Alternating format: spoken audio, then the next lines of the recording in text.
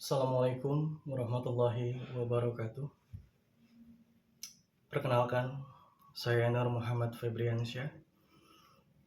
Di sini saya akan sedikit menyampaikan beberapa hal mengenai saya tidak tahu ya apa yang mendasari keluarnya pikiran ini, tapi kalau ada benarnya boleh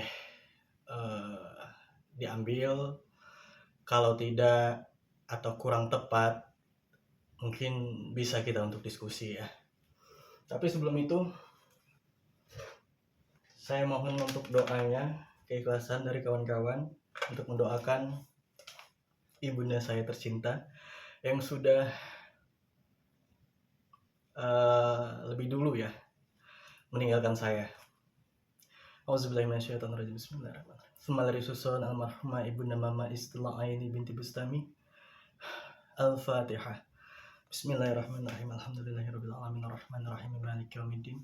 Iyyaka na'budu wa iyyaka nasta'in ihdinas siratal mustaqim siratal ladzina an'amta 'alaihim ghairil maghdubi 'alaihim waladdallin. Terima kasih atas doanya ya kawan-kawan. Ya karena sesungguhnya kita di dunia ini hanya bersifat sementara semuanya. Karena apapun itu akan kembali lagi kepada Yang Maha Kuasa. Alhamdulillahirabbil alamin wa bihi nasta'in wa la mudiri dunya waddin wa ala alihi rasulillahi ajma'in amma ba'du lillahi ta'ala. Ilahi anta maqsudi wa radaka matlubi a'tini mahabbataka wa ma'rifataka. Lillahi ta'ala. Allahumma shalli ala sayyidina Muhammad wa ala sayyidina Muhammad. Oke, baiklah. Di sini saya akan menyampaikan beberapa pilar. Entah ini pilar entah apa ya, saya juga kurang mengerti. Tapi yang pada dasarnya ini adalah tulisan saya pribadi mengenai ya yang sedang berlangsung di negara kita ini, Indonesia. Saya akan memulainya dari ini dengan nama YouTube itu Rahasia Intuisi ya.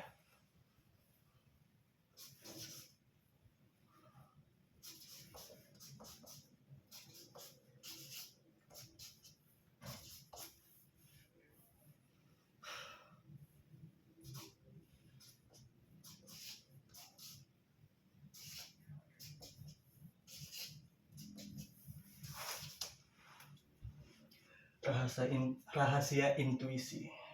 Oke. Apa aja yang ingin saya sampaikan kali ini? Ada 5 poin yang dimana ya baik buruknya ya itu baiknya bisa kita ambil, buruknya bisa kita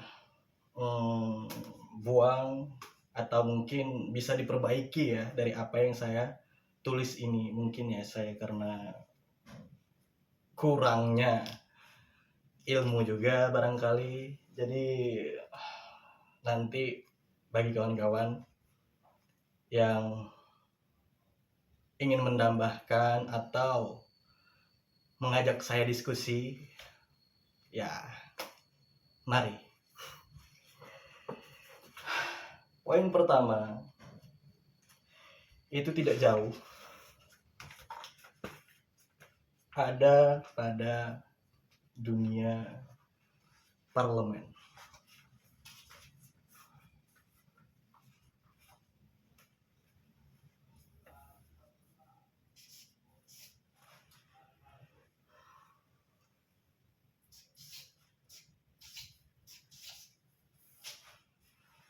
DPR. Ya kita tahu sendiri ya, para wakil rakyat untuk saat ini itu tersebar di seluruh wilayah provinsi, kota ataupun kabupaten. Lantas apa yang ingin saya sampaikan para kawan-kawan semua? Yang ingin saya sampaikan adalah ini mungkin adalah sebuah keinginan dari masyarakat luas, terutama masyarakat Indonesia itu sendiri. Apa itu? Kami berharap sebagai masyarakat, anggota DPR atau wakil rakyat ini diisikan oleh orang-orang yang benar-benar tulus, jujur, amanah, dan adil. Oke?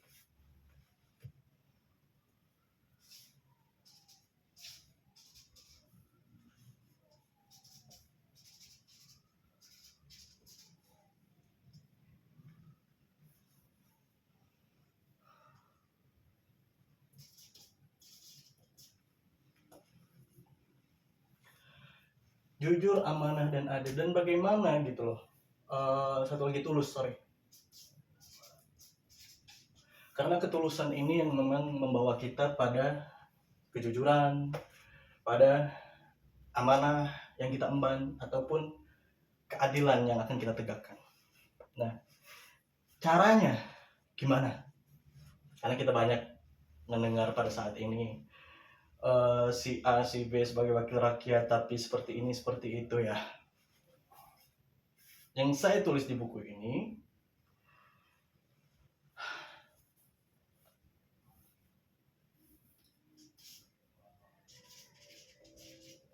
tarik semua tunjangan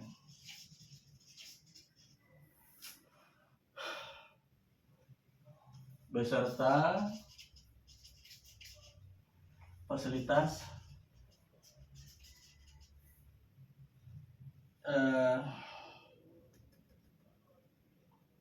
yang ada.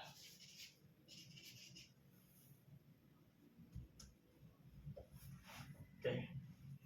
Tarik semua tunjangan beserta fasilitas yang ada. Tunjangan dari anggota dewan atau wakil rakyat yang mengemban amanah dari masyarakat Indonesia, tentunya itu sangatlah cukup besar ya, cukup besar. Nah, di sini menurut pandangan saya pribadi, tarik semua tunjangan yang beserta fasilitas yang ada ini merujuk pada yang harusnya ada di DPR ini memang orang-orang yang jujur, amanah, adil, dan tulus ini tadi.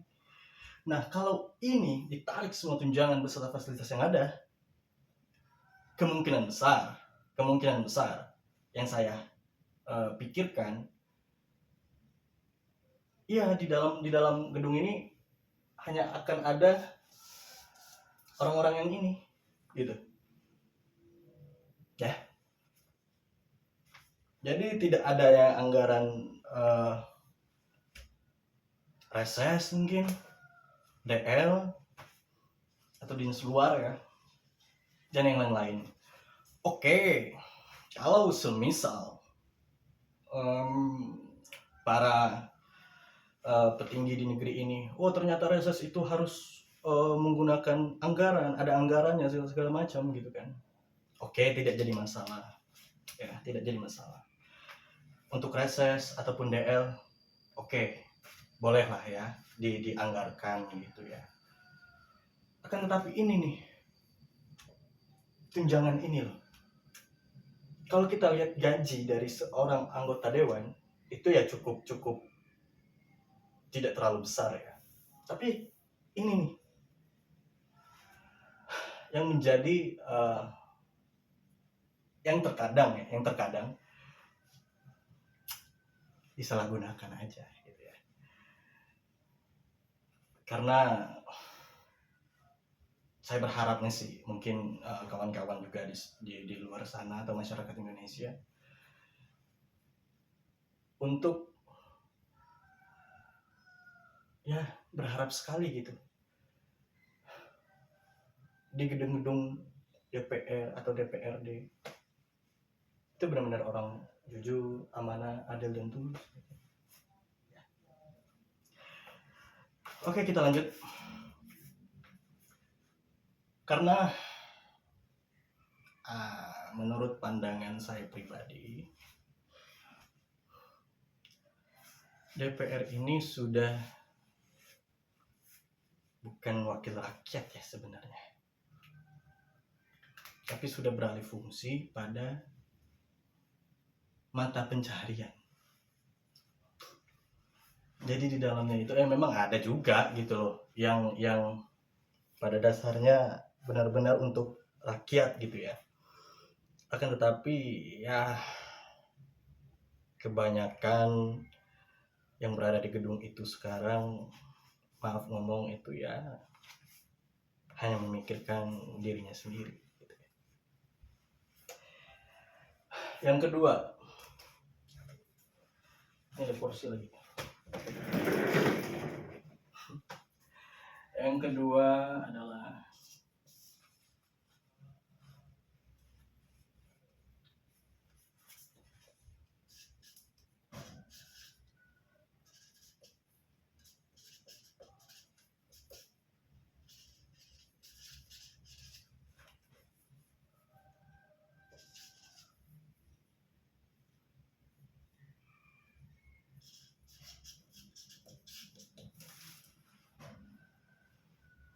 cabut izin tambang yang aktif. Sedikit sensitif sih sebenarnya. Akan tetapi ya saya coba untuk sampaikan di sini ya. Kenapa saya mengangkat ini gitu, cabut izin tambang yang aktif atau berproduksi. Saya jelaskan sedikit. Tambang itu merusak ekosistem dan keberlangsungan hidup. Tambang mana yang tidak merusak? Semuanya merusak. Oke. Semua digali, semua dibom, dikeruk, dihabiskan. Setelah isinya habis, apa yang akan terjadi? Ya, tutup di titik ini gitu ya. Di titik A misal ada pertambangan, tutup nih. Karena sudah habis gitu ya. Mungkin akan buka di tempat lain, di titik B misalkan. Dan bagi wilayah sekitar mungkin ada beberapa masyarakatnya yang ikut adil dalam proyek tersebut, entah itu sebagai karyawan atau pekerja misalnya. Tapi kalau sudah habis di titik A ini, mungkin di wilayah A itu juga akan apa ya, ibaratnya sudah tidak aktif dan tidak bekerja lagi gitu loh. Artinya yang tadinya bekerja karena tambang itu, adanya tambang itu, akhirnya pengangguran nih karena tambang itu tutup ya. Oke, lanjut. Tambang itu membuat tanah tidak lagi produktif, merubah landscape dan topografi. Efek dari sistem tambang terbuka atau open pit, semua meninggalkan jejak buruk, meninggalkan kolong atau lubang-lubang, bahkan ada yang menjadi kolam dengan pH ekstrim, polusi dan partikel debu, serta memiskinkan bahan organik, unsur hara, dan mikroorganisme. Mutu tanah akan drastis menurun akibat kehilangan permukaan tanah, humus, dan terjadi pemadatan akibat aktivitas alat berat. Oleh sebab itu, kita perlu intervensi dalam bentuk rehabilitasi agar mempercepat suksesi primer. Memang menjadi tantangan tersendiri untuk merestorasi lahan pasca tambang karena banyak pemegang izin tidak mengikuti prosedur operasional yang ditentukan dalam melakukan topsoil atau overburden, pelapisan tanah penutup secara terpisah. Alam memang bisa menyembuhkan dirinya sendiri, akan tetapi butuh waktu yang sangat lama. Langkah rehabilitasi adalah sebuah proses yang terintegrasi dan itu butuh waktu. Karena tanaman yang sehat atau bisa bilang bibit unggul ya, bibit unggul, saat disemai ataupun ditanam itu belum tentu bisa tumbuh normal secara dalam skala waktu tertentu juga. Area tambang dan sekitarnya biasanya masih berupa hutan yang cukup bagus dan pemberhentian aktivitas penambangan kalau bisa ini mahnya. Lamun bisa ya mahnya. Cukup sampai di sini aja gitu loh. Lamun bisa eta mah. Karena untuk merehabilitasi butuh waktu dan perlu adanya kombinasi antara manusia dan kekuatan alam semesta. Oke. Untuk merestorasi lahan yang terdegradasi masih bisa dilakukan. Tapi pertanyaannya adalah, perusahaan punya komitmen atau tidak untuk mereklamasi pasca tambang ini? Oke. Karena tidak usah jauh-jauh sih sebenarnya. Orang tua saya pribadi, papa terutama, tambang ini menjadi mata pencaharian gitu ya, mata pencaharian untuk anak-anaknya, untuk mencari nafkah. Dan saya kecil pun itu sudah bergelut di hutan,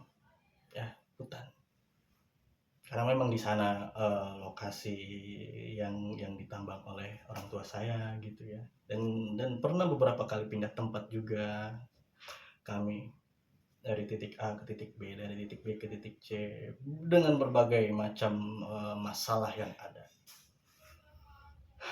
Yang pada akhirnya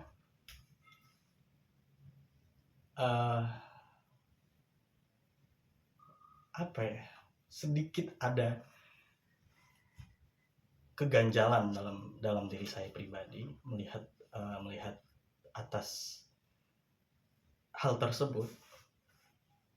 Dan sekarang hasil dari tambang itu sendiri, terutama yang didapatkan oleh orang tua saya, yang tersisa atau yang melekat hingga sampai detik ini hanya untuk pendidikan anak-anaknya. Ya, hanya untuk pendidikan anak-anaknya. Tidak ada yang tersisa. Rumah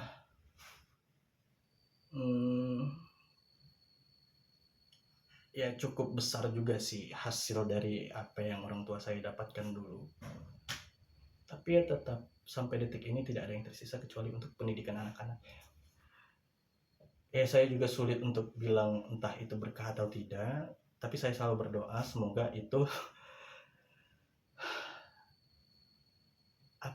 bermanfaat lah untuk pendidikan, terutama untuk pendidikan anak-anaknya, agar anak-anaknya bisa menjadi seseorang yang bermanfaat lah di kemudian hari. Amin. Ya, saya hasil besar dari hasil tambang sebenarnya, orang tua saya sendiri. Tapi walaupun akhirnya di saat sekarang almarhumah mama saya sudah tidak ada, ya mungkin itu titik balik dari papa saya yang masih ada sekarang gitu ya. Dan beliau sudah cukup tua juga, jadi ya karena nyuruh untuk udah waktunya istirahat gitu kan, biarkan anak-anak yang bereksplorasi tentang dunia ini. Oke, lanjut ke permasalahan ketiga.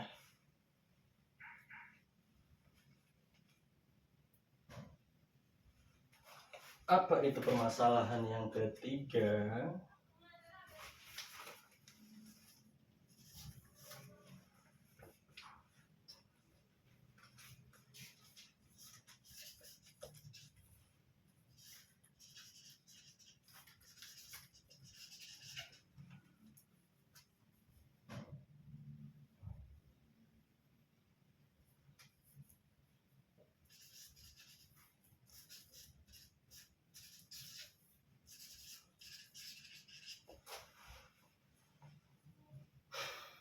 Izin usaha miras dan klub malam. Ini sensitif lagi sih sebenarnya. karena bukan apa-apa ya. Saya juga pernah terjun lah banyak dikitnya dalam dunia itu. Tapi ya itu juga yang menjadi dasar kenapa saya mengangkat di poin ketiga ini perihal izin usaha miras dan klub tambang. Kenapa? Kenapa dengan izinnya gitu maksudnya? Ya kalau bisa mah ini kalau untuk dicabut mungkin amat sangat sensitif ya untuk bagi para pelaku usaha di bidang ini. Karena bukan hal yang mudah juga sih sebenarnya. Bukan hanya yang dijual di pinggir jalan, akan tetapi juga harus diberlakukan kepada pelaku usaha menengah atas. Jadi ya kalau mau dicabut izinnya juga, itu mungkin akan sangat banyak timbul problematika yang baru nantinya ya. Nggak tahu apa itu ya. Saya cuma berpikiran karena yang saya ambil ini dari pengalaman hidup dan apa yang pernah terjadi sih dalam hidup saya gitu.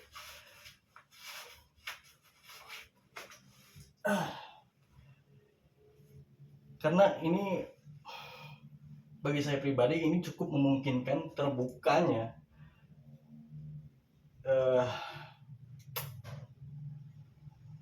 ketidakstabilan bagi generasi selanjutnya gitu ya, untuk anak-anak muda terutama ya. Nah, adapun langkah lainnya adalah itu dengan menaikkan pajak.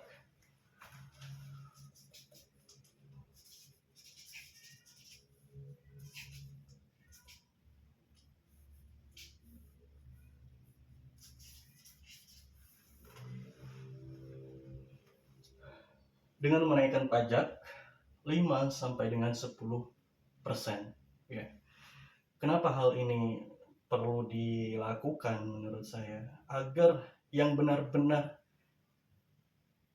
bisa menikmati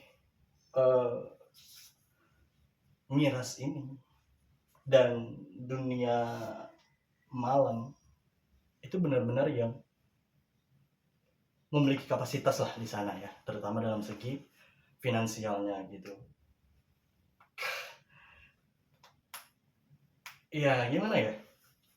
Karena saya sendiri mengalami fase di mana misal mabok di luar gitu ya, masuk ke sini dengan hanya membayar ya nggak begitu mahal sih ya. Masuk ke sini mabuknya di luar gitu ya, tapi hanya ingin masuk ke sini itu cuma cukup bayar berapa lah gitu ya, tidak terlalu mahal, hanya untuk kalau bahasa anak mudanya mah numpang joget kali ya. Ya gitulah kira-kira. Karena untuk dapat menikmati miras ya memang harus, kalau bisa jangan anak-anak muda penerus generasi bangsa gitu ya. Ya mungkin ini juga yang akan menjadi kriminalitas atau juga perkembangan dari terbukanya gerbang yang kurang baik lah ya. Yang tadinya hanya sebatas minum dari minum, wah udah merasa pede ya, terjadilah tawuran misalnya. Tidak sedikit sih yang terjadi di klub malam seperti itu. Bahkan ada yang senggolan dikit akhirnya ribut, ada yang sampai ketusuk, ada yang sampai kebunuh lah segala macam. Aduh ya, kalau bisa diantisipasi, kita antisipasi aja ya kalian. Karena anak-anak muda bisa mengkonsumsi ini dengan secara bebas terutama ya. Setelah dari sini, wah penasaran untuk beralih ke yang lebih menantang, misal drugs, seks, ya yang kawan-kawan yang pernah mengalami di fase ini juga nggak merasakan sih sebenarnya, merasakan pasti. Karena memang ini dari sini tidak adanya kalau memang bisa diakses secara mudah, itu terbuka gerbang atas ketidakstabilan untuk generasi bangsa selanjutnya. Yang perlu kita pikirkan ya mungkin cukup menjadi bahan pertimbangan untuk pemerintah lah terutama. Kita lanjut ke poin keempat. Apa itu poin keempat?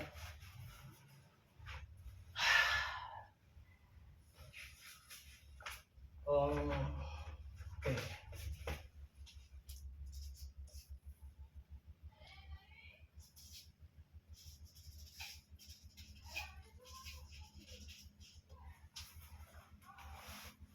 Pengangguran.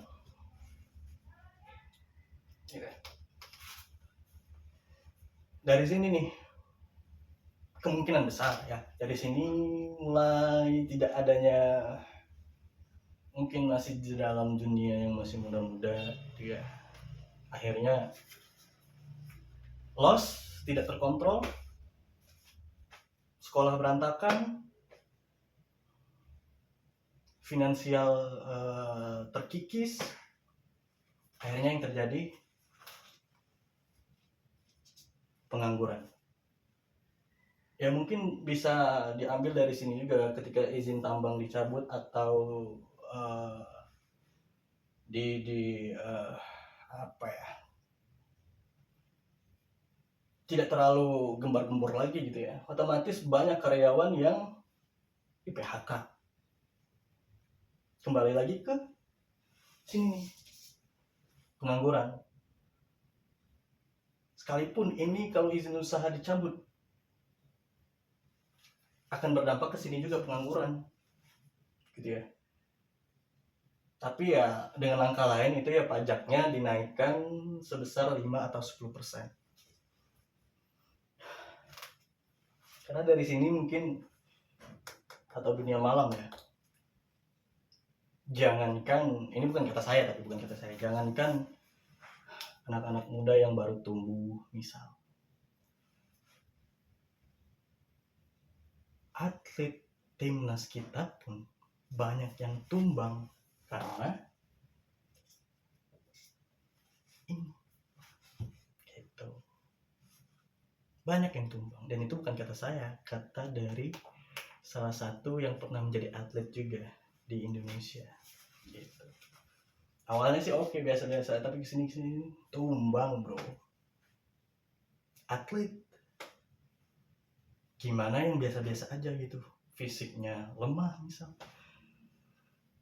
ditambah lagi dengan dunia seperti ini, wah, olahraga tidak pernah, apa-apa tidak pernah gitu ya, keluar keringat misal. Karena saya salah satu dampak sebenarnya ya, salah satu dampak dari apa yang pernah saya kerjakan juga, termasuk dari miras ini. Dulu saya hobi olahraga, apapun olahraganya saya ikuti, mulai dari sepak bola, futsal, basket, badminton, tenis meja, tenis lapangan, bahkan ada nih ini piala juara 1 badminton turnamen ya, basic class, tapi dalam rangka hari ulang tahun Republik Indonesia di tempat saya bekerja lama dulu di Jakarta. Dari situ aja fisik saya yang masih bisa tergolong muda lah ya, itu benar-benar kayak drop banget. mau jogging itu nggak sampai berkilo-kilo, baru ratusan meter mungkin udah aduh. Padahal dulu dengan apa, bisa dibilang kayak wah enjoy aja berkilo-kilo juga kan. Cuma efek dari ini saya rasakan di saat sekarang, ditambah perut juga ya, perut makin membuncit gitu. Jadi untuk mengempeskannya lagi pun butuh usaha ekstra lagi gitu ya, karena saya juga merasa udah sedikit agak berat badannya. Kembali ke pengangguran, bagaimana cara mengatasinya coba?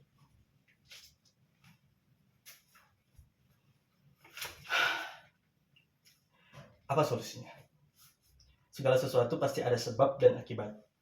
Akibat dari terhentinya tambang, misal terhentinya tambang atau terhentinya beroperasi dari pelaku usaha miras dan klub malam ini, banyak juga yang terkena dampaknya ya, kalau memang harus diberhentikan gitu ya. Larinya kemana? Ke sini, pengangguran. Karena saya juga pernah bekerja di salah satu tempat hiburan lah ya, yang bisa dibuka sampai malam, katakanlah tempat karaoke lah ya, tempat karaoke. Saya pernah bekerja dan saya sebagai OB di situ, bisa dibilang OB. Dan bukan sekali dua kali saya coba untuk membersihkan muntahan dari para tamu yang awalnya oke, asik, enjoy gitu, bablas, buah, muntah di room. Dan itu kadang sedikit membuat saya jengkel juga. Tapi sudah, itu masa lalu ya, bukan masalah sih, masa lalu ya, pernah saya alami sendiri. Nah, untuk udah otomatis pengangguran akan meningkat ya, pengangguran akan meningkat dari sini aja ditambah ini, dan banyaklah dampaknya ya. Nah, bagaimana solusi dari ini semua pengangguran? Kembali kita ke para pemimpin kita negeri ini, kita kembalikan ke pemerintahan, ke pemimpin kita.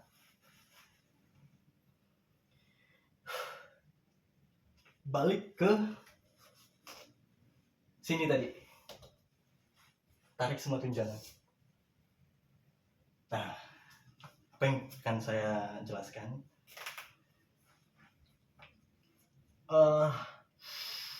Ketika tunjangan ini ditarik ya, tunjangan ditarik atau tunjangan para wakil rakyat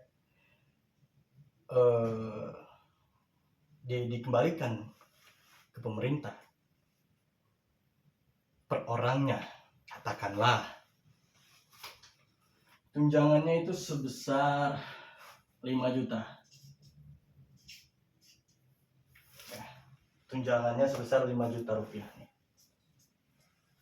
Oke. Dan anggaplah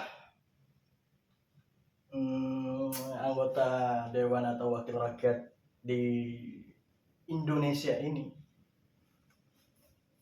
2.000 orang. 2.000. Ini berarti menghasilkan sekitar 10M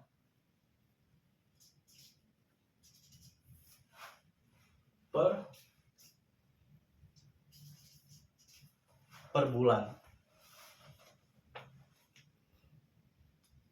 5 juta dari per orang, tunjangan dari per orang anggota dewan dikali 2.000.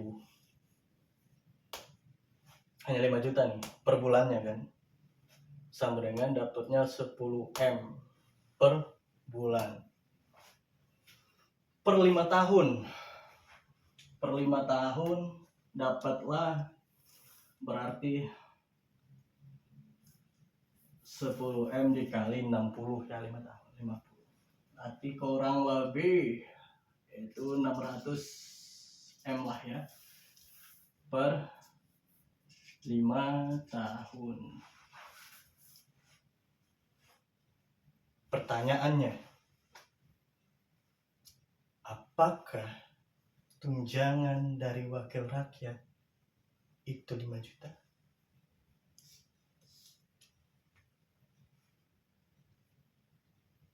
Dan apakah wakil rakyat yang tersebar di seluruh Indonesia itu hanya 2.000?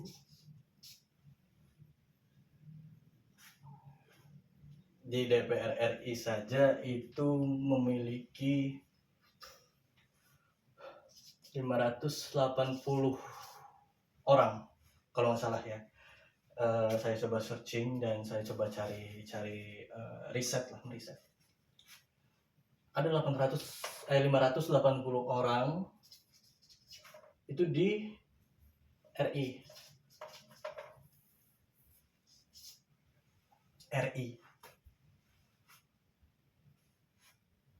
Sedangkan kita di setiap provinsi sekarang itu ada 38 provinsi. 38 provinsi ya yang tersebar di seluruh Indonesia. Dan di setiap provinsi ini memiliki kota dan kabupaten.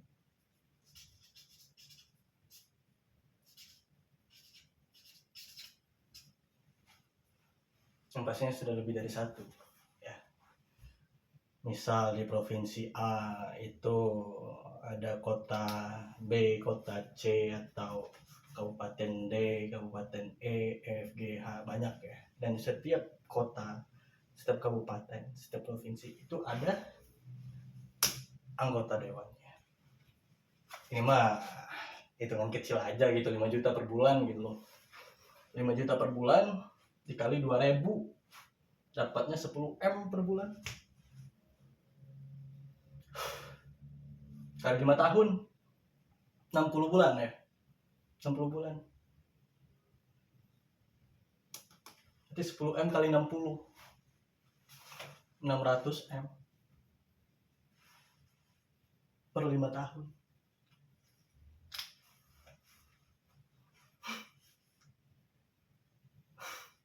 Hitungan kecil aja sih.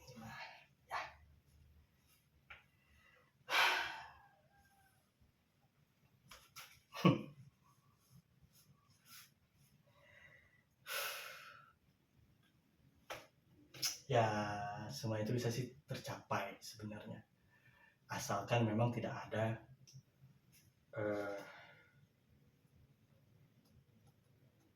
tidak adanya yang korupsi sih di Indonesia ini. Nah, apakah dengan angka segini ini teratasi? Kemungkinan besar akan teratasi. Karena memang ini menjadi pengangguran ini menjadi PR juga untuk para petinggi di negeri ini. Tapi dengan cara yang ini tadi, menggunakan anggaran tunjangan ini kembalikan ke negara untuk ya ini terutama kalau untuk dikembalikan ke pengangguran ya, karena dari uang yang kita dapatin dari tunjangan ini itu bisa mengatasi SDM yang memiliki kualitas yang cukup baik ya. Bahkan bisa menanggulangi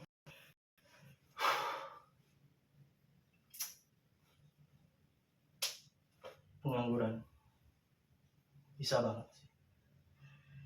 Karena kan pengangguran kebanyakan muasalnya dari terhentinya sekolah, kurangnya gizi. Jadi untuk mengoptimalkan pikiran-pikiran itu ya cukup apa ya, tidak mudah ya berkembang ya. Ditambah dia tidak sekolah, terhenti sekolahnya, gizinya kurang baik, dan banyak hal lah yang bisa kita lakukan dari anggaran ini. Ini baru 5 juta aja nih hitungannya, hitungan kecil ya. Nah,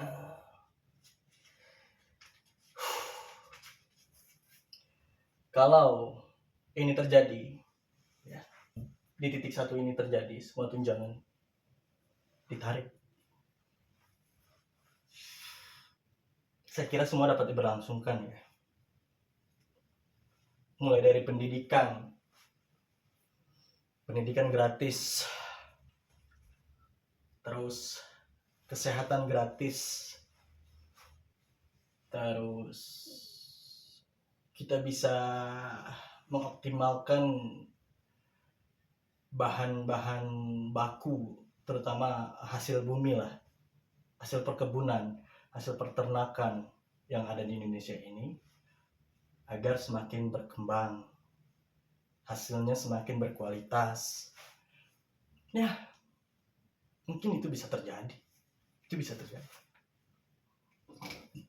Dan ini hanya sebagai pandangan besar aja, atau pandangan saya pribadi dan secara garis besarnya aja gitu ya.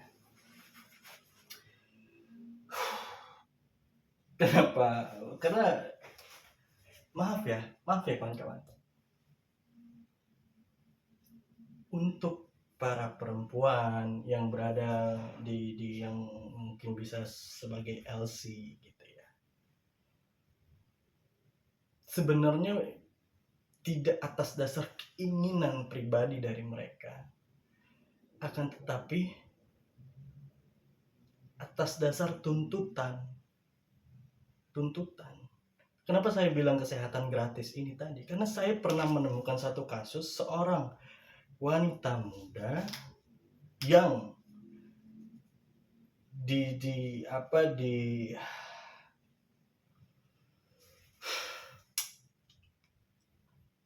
depan kamera halayak umum ya rapih, tertutup. Tapi ketika dia mengalami satu insiden, katakanlah orang tuanya lagi sakit dan butuh biaya berobat, dia sudah mentok gitu. Akhirnya dia mencari jalan pintas untuk menjadi LC. Ada, dan itu fakta sih. Waktu saya di Jakarta, karena saya juga pernah ibaratnya menjadi seorang, karena saya pengangguran juga tadinya ya, terus saya coba cari-cari kerja gitu kan. Ternyata ada kata teman saya itu, untuk ini nih ada kerjaan di gua, jemput antar itu tadi, LC tadi katanya kan. Oh, gaji memang segini gitu katanya, tapi akan ada dapat voucher dari yang lu jaga, yang lu antar gitu katanya, yang lu jemput gitu. Tidak lama saya di tempat itu, siang saya datang ke sana ya, ngobrol-ngobrol siang sampai sore lah, siang menjelang sore saya sampai di sana, ngobrol sampai akhirnya saya mengetahui lingkup dunia itu. Sebagai laki-laki, saya merasa seperti ada titik kesedihannya. Aduh, ya Allah, pikirkan segininya banget gitu loh, cari uang Ya, tapi kita tidak bisa mengejudge atau menghakimi mereka. Saya tidak mengapa-apakan lah. Saya nggak sanggup deh gitu. Jadi akhirnya di kurang lebih sekitar jam 9 malam, karena dalam hati saya tuh kayak, duh kayaknya aku nggak sanggup deh Tuhan gitu kan, nggak tega gitu loh, karena mikir kakak saya perempuan semua gitu kan, eh ponakan saya ada juga yang perempuan, jadi aduh saya nggak bisa ngomong deh.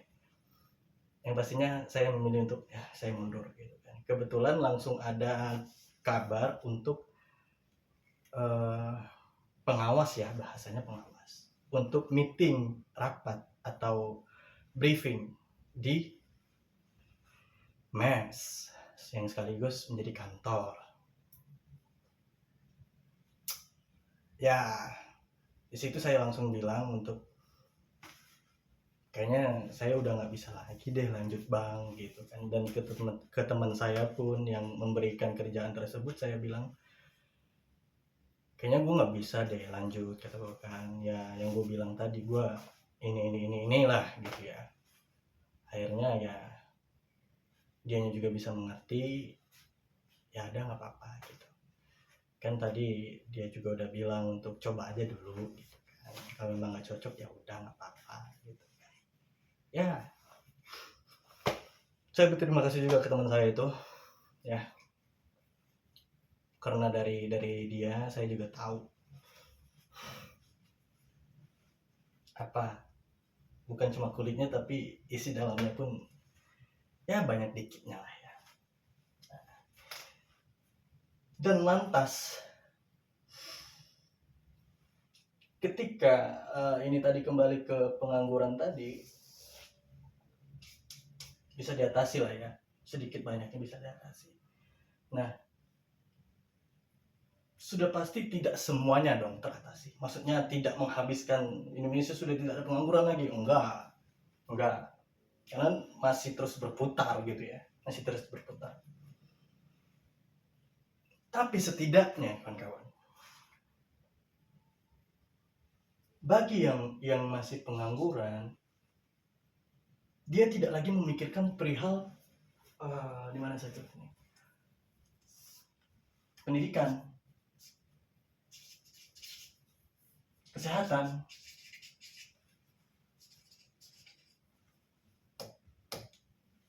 Karena apa? Karena dari sini sudah bisa menggratiskan pendidikan, menggratiskan kesehatan.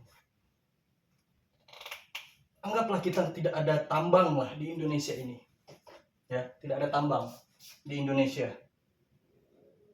Mungkin dari sini kita bisa hidup loh, Indonesia ini, ya bisa hidup. Kalau tidak adanya, sekalipun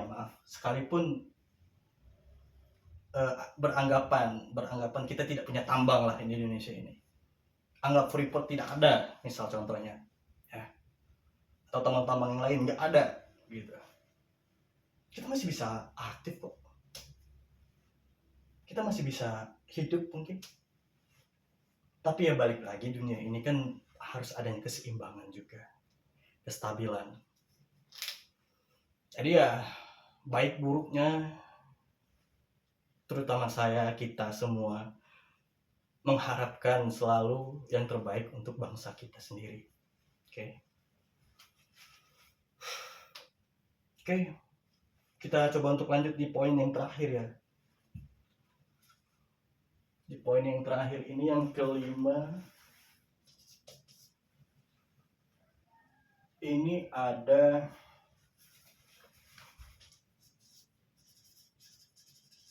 pulangkan koruptor.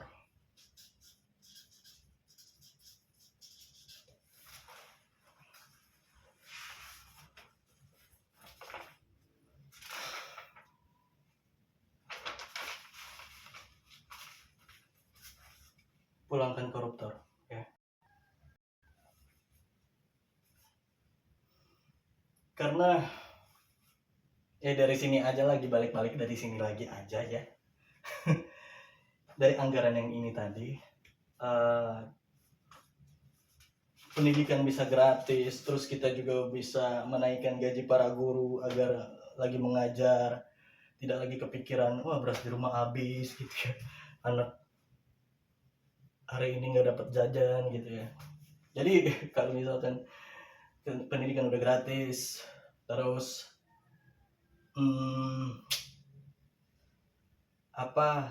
kesehatan gratis, guru gajinya naik gitu kan, atau dimuliakan lah. Walaupun pada dasarnya ya semua pekerjaan yang kita kerjakan gitu kan, menjadi seorang karyawan atau mencari nafkah lah untuk keluarga, itu semuanya mulia ya, semuanya mulia. Kan tetapi ya dalam perihal pendidikan kan cukup penting ya, cukup penting bagi kita. Jadi agar gurunya tidak mikirkan lagi yang di rumah seperti apa, makan apa, jajan apa, beras habis gimana. Jadi itu udah nggak lagi terpikir, dan yang ada hanya gimana saya bisa mengajar anak murid saya dengan benar dan baik tentunya. Ya,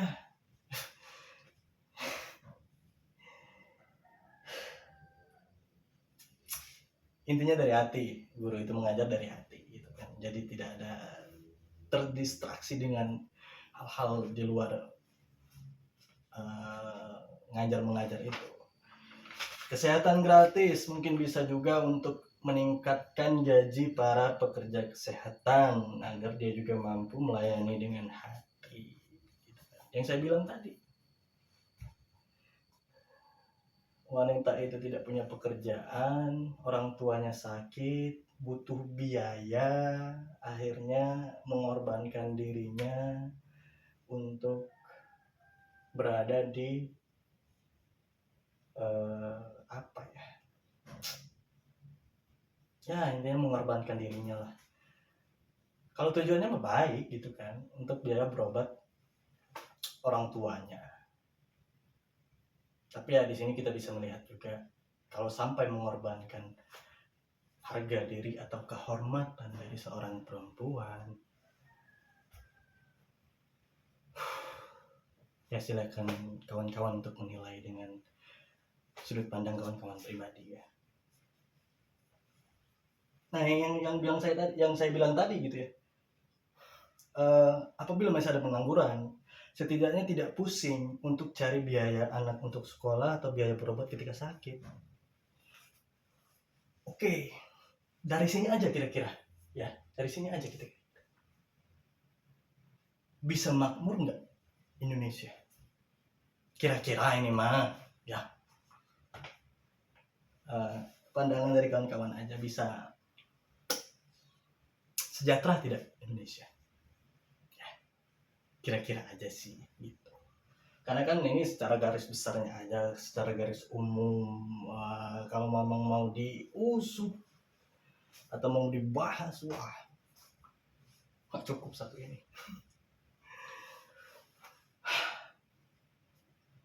Pulangkan koruptor. Apa ini? Oke, saya coba untuk jelaskan.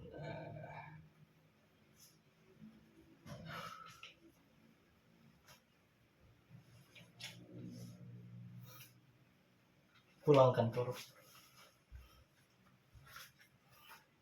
Buku 1 ini kembali ke buku 2.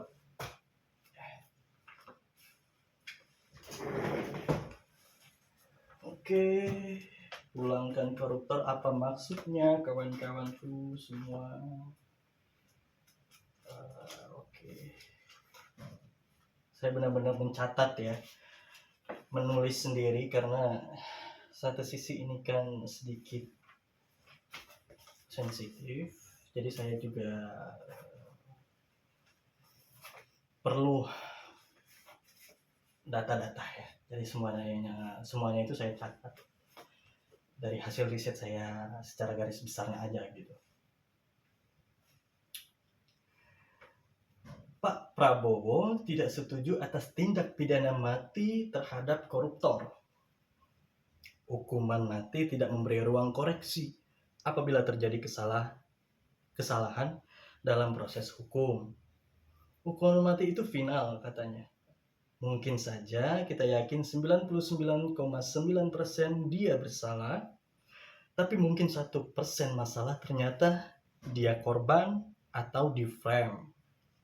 Dan sepanjang sejarah, belum ada yang menerapkan hukuman mati untuk kasus korupsi, meskipun undang-undang mengizinkannya.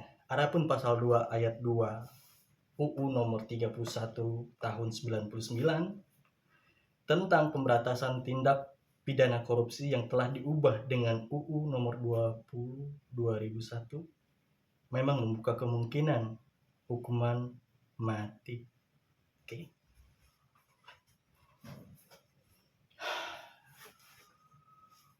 Lantas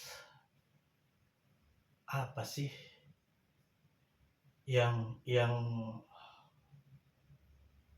menjadi landasan utama para pejabat negeri ini untuk korupsi? Ya tidak lain dan tidak bukan pribadi, ya sudah pasti, atau mungkin yang pasti bukan untuk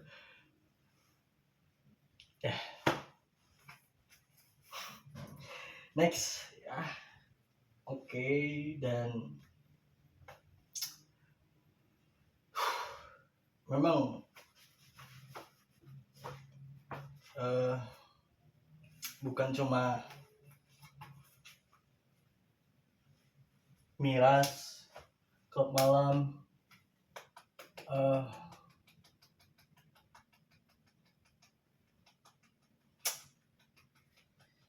narkoba yang merusak generasi, terutama ya generasi bangsa ini. Tapi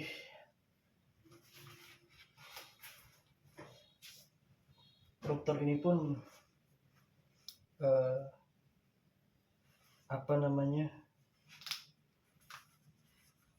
saya kira juga merusak generasi gitu kan, karena dari mereka ini uang yang dari mereka ambil ini bisa untuk entah itu mengatasi tentang pendidikan, entah itu mengatasi tentang kesehatan, mengatasi pengangguran, ya banyak dikitnya lah, ya banyak dikitnya bisa teratasi gitu loh ya. Dan banyak yang bilang HAM ya, oh hukuman mati itu HAM segala macam. Oke. Ingat Freddy Budiman, ada 1.412.476 butir pil ekstasi dari Cina yang dia selundupkan. Dan pada tanggal 15 Juli 2013 divonis pidana mati oleh Pengadilan Jakarta. 29 Juli 2016 dieksekusi mati di LP Nusa Kambangan, Cilacap, Jawa Tengah. Di sana dia meminta kesempatan untuk baca kalimat tauhid, yaitu 2 kalimat syahadat sebelum dieksekusi. Bukankah dalam kepulangan kita menuju Yang Maha Kuasa, kita selalu berharap, terutama yang di Muslim ya kawan-kawan, kita selalu berharap untuk dapat mengucapkan kalimat tauhid ini di ujung kepulangan kita kepada Yang Maha Kuasa, Sang Khalik. Dan ada salah satu ustadz juga yang berkata mengenai hal ini, sungguh luar biasa sekali katanya kan, Freddy Budiman ini dengan banyak kesalahan atau dosa-dosa yang dia perbuat, tapi dia pulang dengan cara yang paling baik, dengan cara yang paling baik. Kalau memang hukuman mati ini HAM, kenapa tetap diadakannya hukuman mati terhadap kasus ini aja gitu. Freddy Budiman ini kenapa? Oh, karena dia merusak generasi bangsa.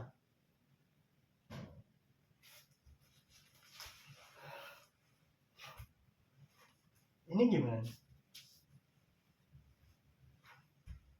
Dari sini loh kelihatan bahwasanya saya kira itu juga merusak generasi bangsa. Mungkin ada pejabat-pejabat muda, politisi-politisi muda yang secara ini dia memiliki modal untuk maju masuk parlemen.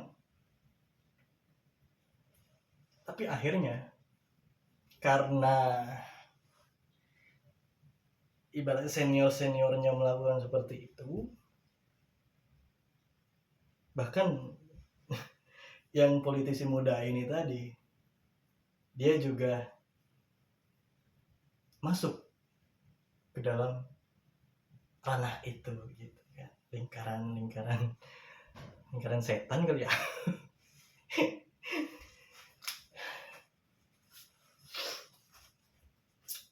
Dan kenapa pembahasan yang kelima ini pulangkan koruptor bahasanya? Saya tidak ingin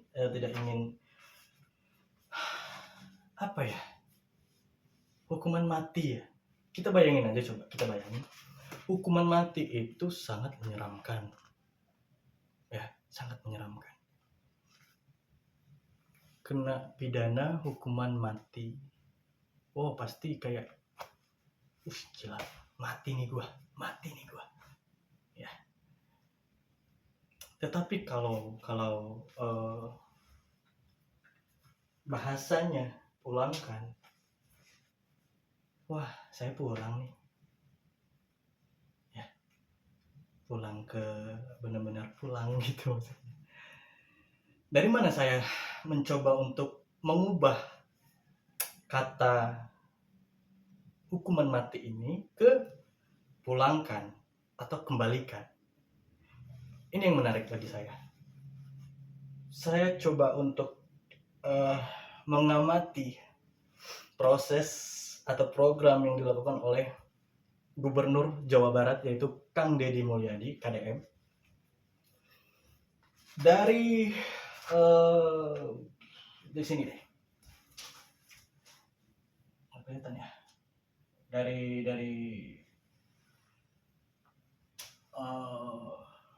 orang tua ke barak. Setelah di barak kembali ke orang tua lagi. Oke. Di sini orang tuanya bisa dibilang katakan kayak sudah tidak sanggup lah ya, atau dari pihak sekolah. Pasti atas persetujuan dari orang tuanya juga ya. Orang tuanya sudah tidak sanggup nih, kan asalnya dari orang tua, ke barak militer. Setelah dilatih, setelah dididik, pembentukan karakter, pembentukan kedisiplinan, setelah jadi beres semua, nih kembalikan lagi ke anak. Kembalikan lagi ke orang tua. Seperti itu juga para koruptor ini. Asal muasal kita manusia ini kan dari Tuhan ya. Ya, dari Tuhan. Dari Tuhan kita dilahirkan, terutama di Indonesia, terus jadi pejabat nih, DPR atau pejabat-pejabat tinggi,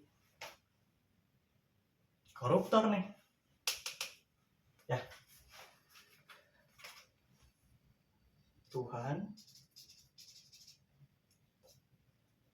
terus dia koruptor, masuk ke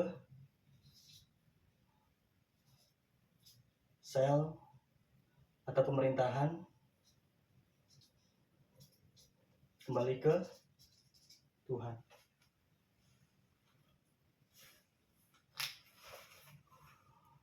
Jadi menurut saya ini pandangan saya ya. Dari kasus orang tua sudah tidak sanggup lagi mendidik anaknya, dilarikanlah ke atau dididik lah di barak militer. Setelah dididik, kembalikan lagi ke orang tua. Untuk kasus koruptor, itu berawal dari Tuhan lahir. Kita diciptakan dari Tuhan dan lahir ke dunia ini. Di Nusantara, Indonesia. Sukseslah kita ya menjadi pejabat, misal jadi pengusaha ya.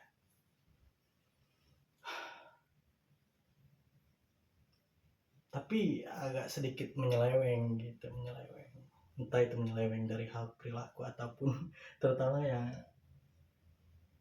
dana lah ya, kita bicara dana. Ketahuan masuklah ke diperiksa lah segala macamnya dengan berbagai macam bukti segala macam. Yang kata Pak Prabowo tadi kan belum final ya keputusan itu,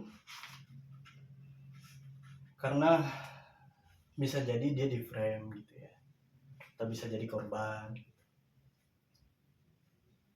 Dan ini benar di keputusan final sebenarnya, keputusan yang dimana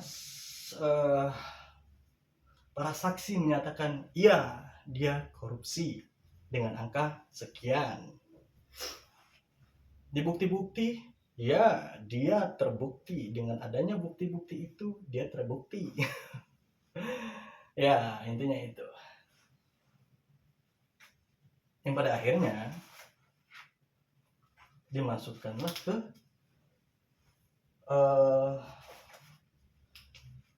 kalau di sini sel ya, tapi saya bilangnya pendidikan akhir. Kalau ini kan barak itu pendidikan kayak membentuk karakter atau kedisiplinan tadi kan. Nah, kalau untuk para koruptor ini pendidikan terakhir, pendidikan akhir. Kenapa saya bilang pendidikan akhir? Karena di dalam masa tahanannya dia sambil menunggu waktu kembali kepada Tuhan, dikasih space itu untuk dia bertobat. Minta maaf sekali gitu kan kepada rakyat Indonesia, minta maaf sekali kepada pemerintahan yang ada gitu ya. Iya, kami maafkan. Akan tetapi Indonesia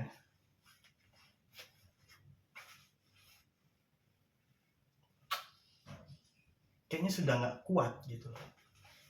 Saya juga nggak tahu lah ya. Yang saya ingin sampaikan adalah kayak Indonesia dari banyaknya ragam kasus korupsi yang ada, masyarakat sudah tidak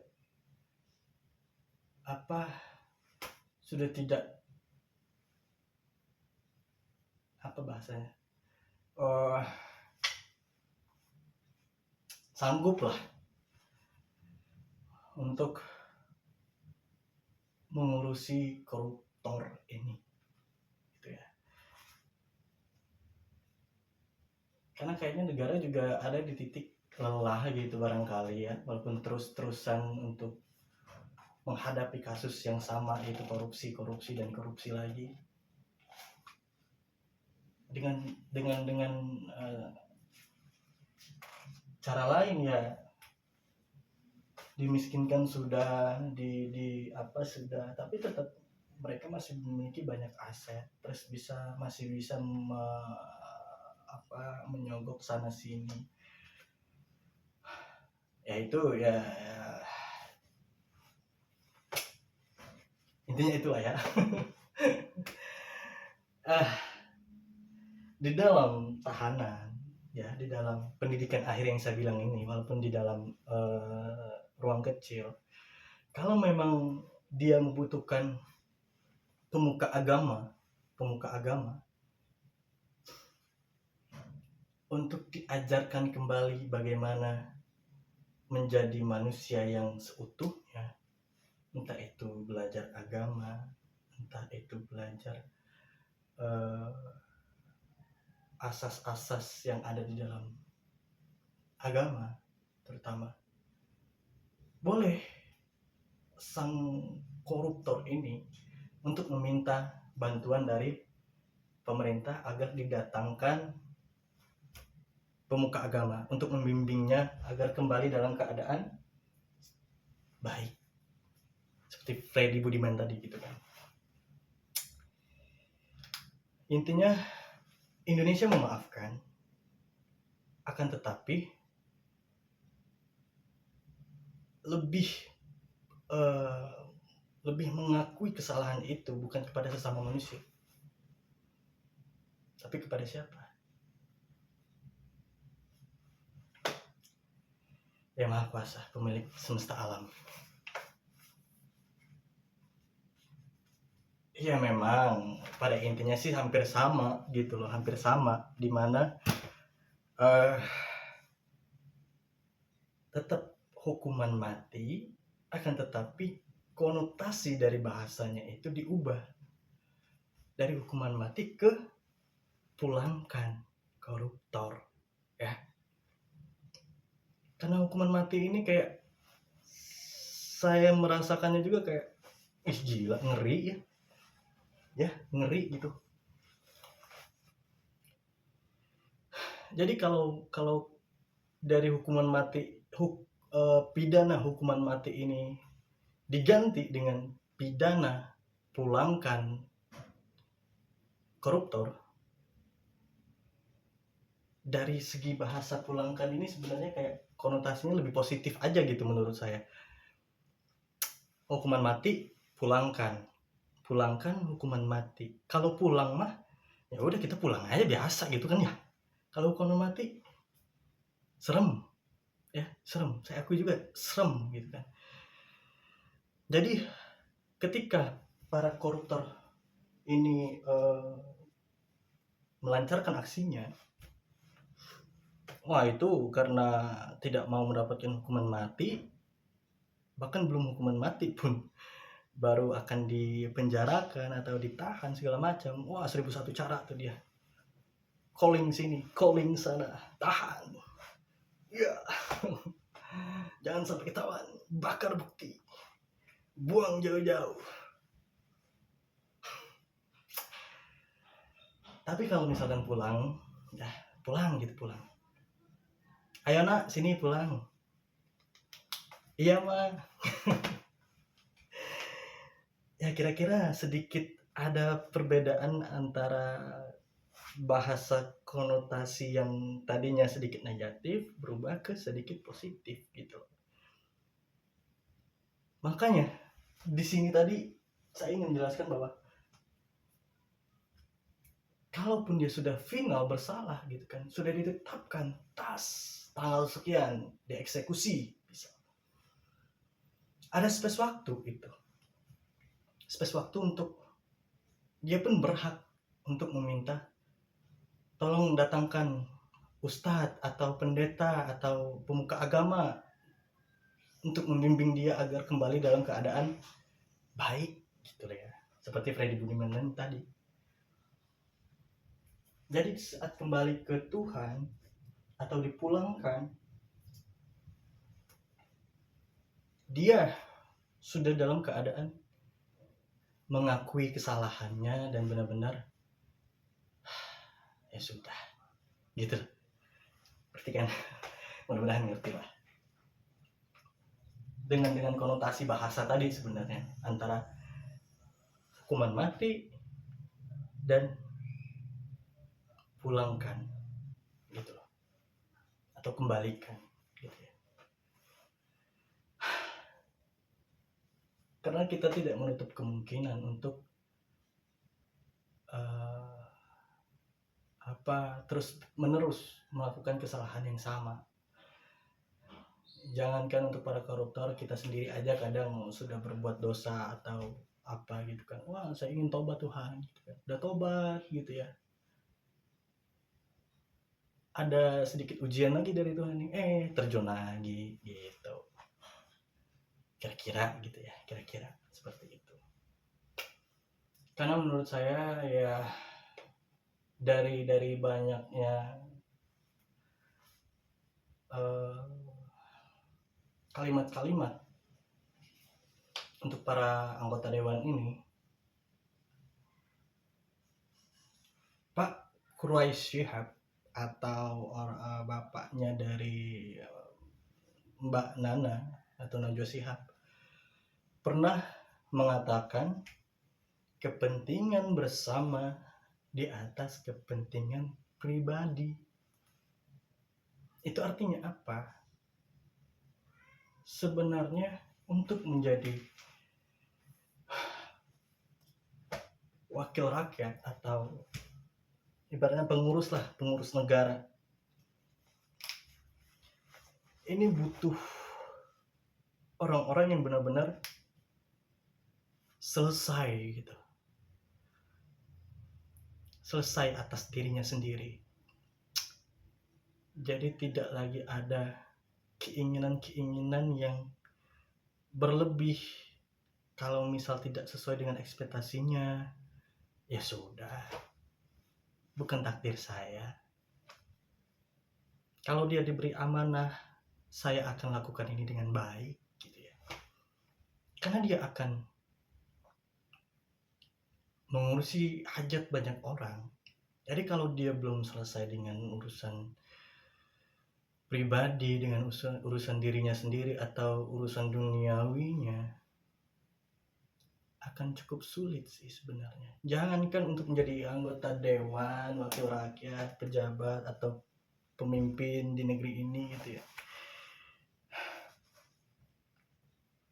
Saya pikir untuk menikah pun kita harus selesai dengan diri kita sendiri terlebih dahulu. Agar apa? Agar anak kita, sederhana aja, agar anak kita yang akan menjadi penerus kita nanti itu tidak kita berikan luka-luka lama, trauma-trauma yang lama, atau kelakuan-kelakuan yang kurang baik gitu ya, sebagai orang tua diturunkan kepada anak gitu, agar itu tidak terjadi. Makanya kenapa sebelum menikah saja kita harus menyelesaikan diri kita sendiri terlebih dahulu gitu loh. Agar apa? Agar kita bisa, pasangan kita bukan tempat sampah yang bisa kita buang luka kita atau sampah-sampah dalam diri kita itu buang ke pasangan. Wow, akan berantakan, kemungkinan besar akan berantakan itu rumah tangga ya. Atau luka-luka yang kita lama masih terpendam, trauma-trauma itu turun ke anak, kita kasihkan lagi, kita wariskan ibaratnya ke anak gitu. Cukup nggak, kurang baik lah menurut saya, sangat-sangat kurang baik. Maka dari itu untuk kedepannya saya mohon ya, masyarakat Indonesia, saya sebagai masyarakat juga, masyarakat biasa masyarakat biasa juga berharap agar para politisi-politisi atau pemimpin negeri ini juga harus selesailah terlebih dahulu dengan dirinya. Kalau bisa eta mah nya ajak sebenarnya mah lamun bisa eta ge.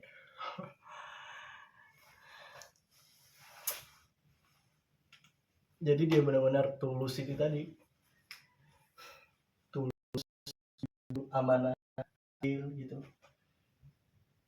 Tapi dengan langkah ini, dengan langkah tarik semua tunjangan ini, kemungkinan ini akan terlihat nantinya gitu, akan terlihat nantinya. Tapi sebelum menarik semua tunjangan ini beserta fasilitas lah ya, katakanlah seperti itu. Pulangkan ini sudah diberlakukan. Karena apa? Karena dengan hanya mengandalkan gaji, tidak apa-apa. Saya pribadi tidak apa-apa. Gaji sedikit naikkan nih. Berapa juta lah. Ya. Misal 20 juta atau 25 juta. It's okay. Ya, it's okay. Tapi ini nih. Tarik. Ya. Ini mah pendapat aja. Sebagai masyarakat ya. Boleh diterima, boleh tidak. Ini mah ya. Karena saya juga masih banyak belajar, harus belajar lagi. Jadi makanya bagi kawan-kawan di luar sana yang memahami tentang parlemen atau kebijakan-kebijakan atau kepemimpinan, bolehlah ajak saya diskusi, kita sama-sama belajar gitu ya. Atau orang-orang yang aktif dalam dunia tambang atau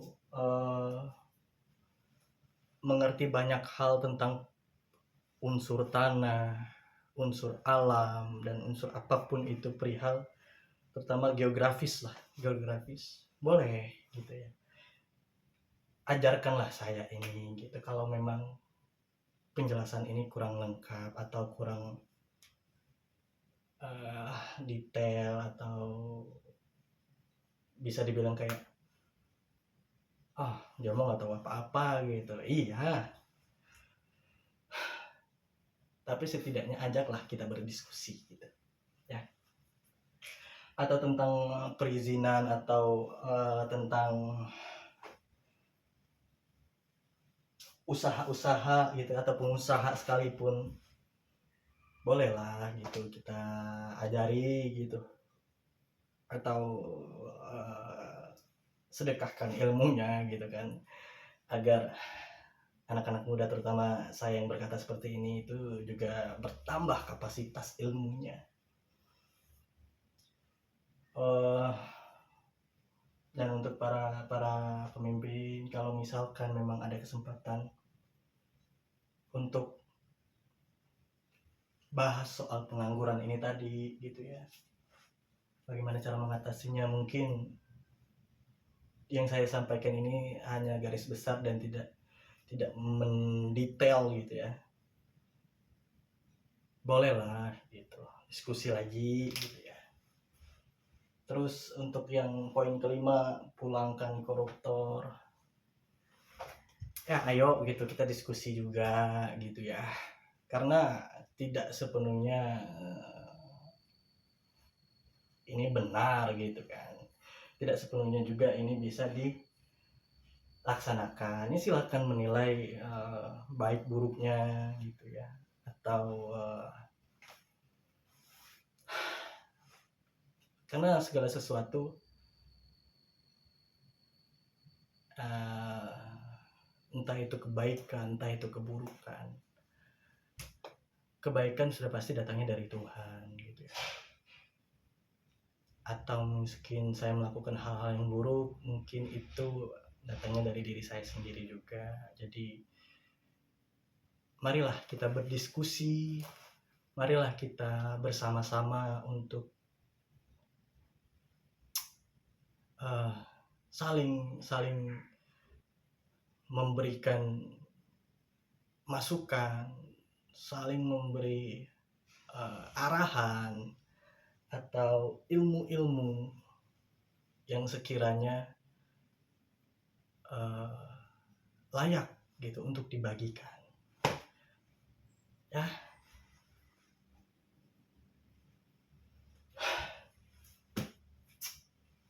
Mungkin ya tidak banyak yang ingin saya sampaikan, hanya 5 poin ini aja ya.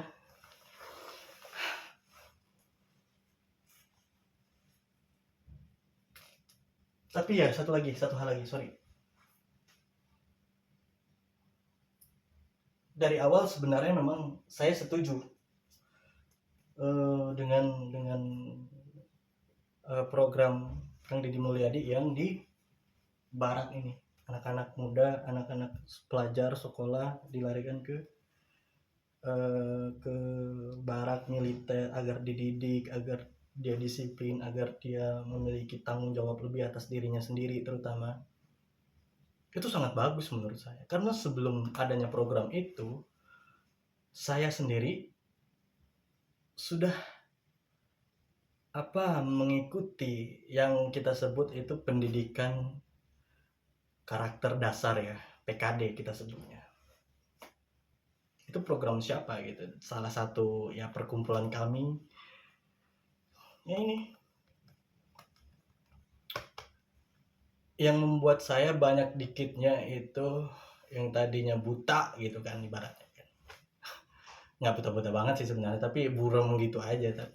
Setelah mengikuti pelatihan atau pendidikan karakter dasar dari perkumpulan Kabah Hill Center ini, saya sedikit lebih terbuka dari segi pemikiran, mungkin juga dari segi sudut pandang. Intinya lebih ya, walaupun kadang kita kehilangan atau kompas kita itu sedikit terganggu gitu kan, ya itu bagian dari perjalanan aja gitu. Tapi selebihnya setidaknya saya pribadi ya lebih ke saya mau ke sono no gitu ibaratnya. Ada maps yang kita andalkan gitu. Ya ini sebagai salah satu maps lah ya, untuk saya lebih jelas arahnya mau kemana, dan saya lebih mengajarkan ke pribadi yang lebih bertanggung jawab aja lah ya. Kalau misalkan di barat dulu itu barat militer program Kang Deddy ini di Kodim atau di bersama militer lah. Kalau saya dulu kita langsung bersama alam. Kita melewati 3 bukit. Yang maksudnya dari bukit A ke bukit B, berjalan. Dari bukit B kita ke bukit C. Dari bukit C baru kita pulang. Kita tidak lama sih sebenarnya, tidak lama. Itu sekitar 5 hari 4 malam kalau nggak salah, 5 hari 4 malam. Dan di sana pun ada materi-materinya juga yang diberikan, materi seperti bertanggung jawab dengan diri sendiri, teamwork, law of projection, terus disiplin, apalagi ya, banyak materi-materinya itu di tahun 2020 kalau nggak salah, 2020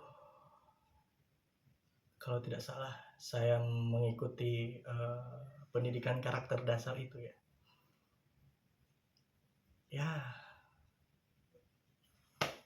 cukup bermanfaat bagi saya. Tapi medan latih kita memang langsung bersama alam gitu, jadi ya kita benar-benar menjaga adab terutama antara kita bersama dengan alam gitu ya. Terus ya kita berlatih disiplin, kita berlatih tangkas, cepat, berpikir logis atau segala macam lah. Banyak yang saya dapatkan dalam pelatihan atau pendidikan tersebut, dan itu benar-benar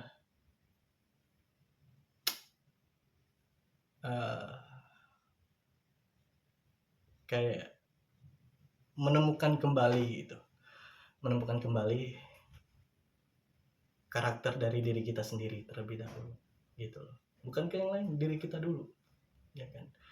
Kita ini harusnya bertanggung jawab seperti ini, tanggung jawab tuh seperti itu loh, ini gitu kan. Terus kalau memang kamu punya mimpi ini loh, di ibaratnya tertata lah ya, tertata dan tertuju, fokusnya diajarkan juga gitu kan. Jadi ya kerjasama segala macam, karena kita hidup ini kan tidak sendiri gitu. Kita hidup berkelompok, kita berbaur, inisiatif juga diajarkan, empati itu juga diajarkan. Jadi secara tidak langsung apa yang orang lain rasakan, kita pun harusnya bisa ikut merasakan gitu loh. Ya, kurang lebih seperti itu ya. Mungkin kalau dari bagian ini mungkin saya sudah cukup untuk menyampaikan secara garis besarnya. Tapi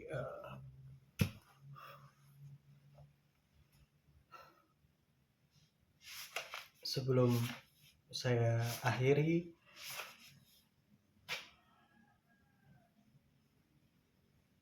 izinkan saya untuk membacakan satu karya milik saya pribadi dalam bentuk puisi ya.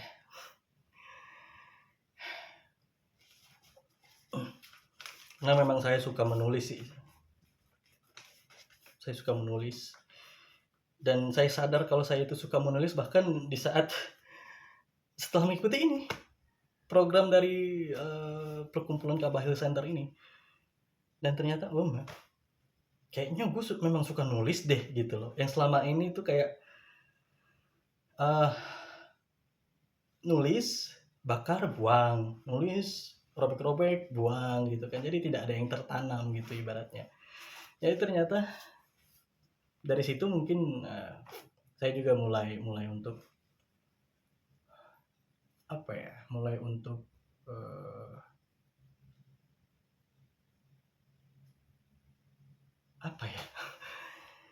mengetahui kalau banyak dikitnya ternyata gue tuh suka nulis ya gitu loh. Kurang teh dari SMA meren gitu. Nah karena Sunda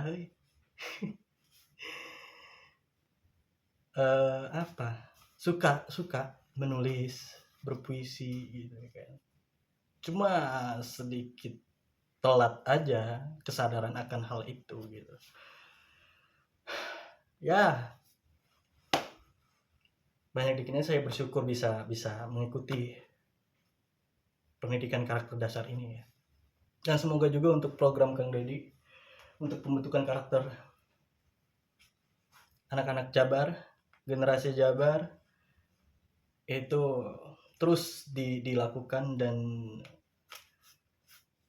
dijaga keseimbangannya. Semoga dari sana lahir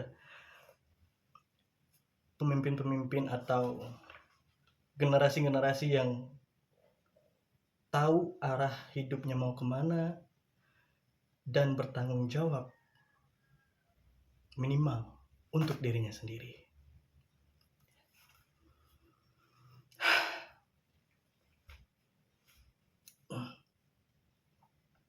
16 Mei 2025.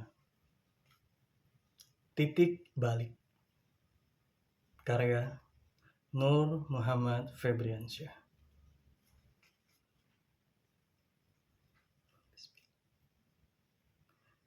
Aku adalah bagian dari apa yang tak terlihat. Aku adalah sebagian dari apa yang tak terganti. Dan aku adalah sebagian dari apa yang tak pernah mati. Ini bukan tentang apa yang tampak. Ini pula bukan tentang apa yang dibayangkan. Tapi ini adalah tentang dialog antara aku dan semesta.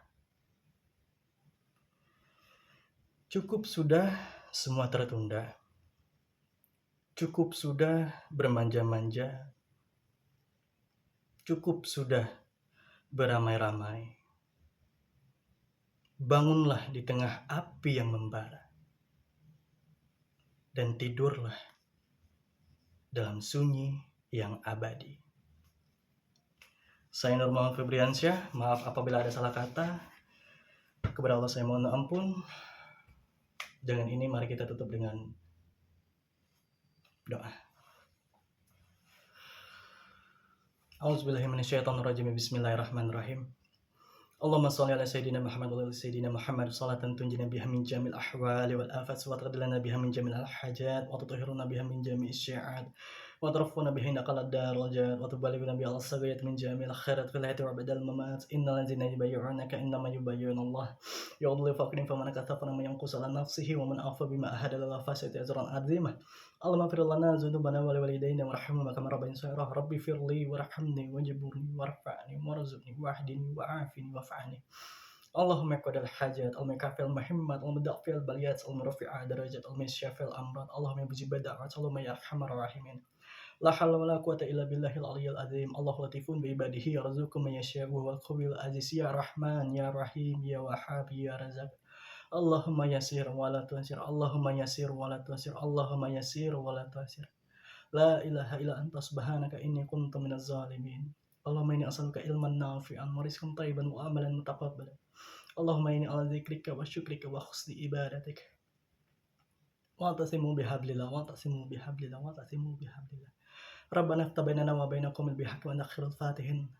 Rabbi anzil muzalan mubaraka wa anta khairul munzilin. Rabbana zalamna anfusana wa lam taghfir lana wa tarhamna lanakunanna minal khasirin. Rabbana atina fid dunya hasanah wa fil akhirati hasanah wa qina azabannar. Wassallallahu sayyidina Muhammad wa ala alihi washabihi wasallam. Allahumma lakal kul wa bikal kul wa minkal kul wa likal kul wa antal kul wa kulul kul bi rahmatika ya arhamar rahimin. Subhanaka rabbil izzati amma yasifun. Wassalamun ala mursalin walhamdulillahi rabbil alamin. Mungkin yang saya dapat sampaikan, lebih kurang saya mohon maaf, kepada Allah saya mohon ampun. Semoga bermanfaat untuk kita semua. Apabila ada kekurangan dari saya, mari kita berdiskusi bersama bagaimana baiknya demi kita semua. Saya Nur Muhammad Febriansyah, terima kasih atas segala perhatiannya. Wabillahi taufiq wal hidayah. Assalamualaikum warahmatullahi wabarakatuh. Salam rahasia intuisi.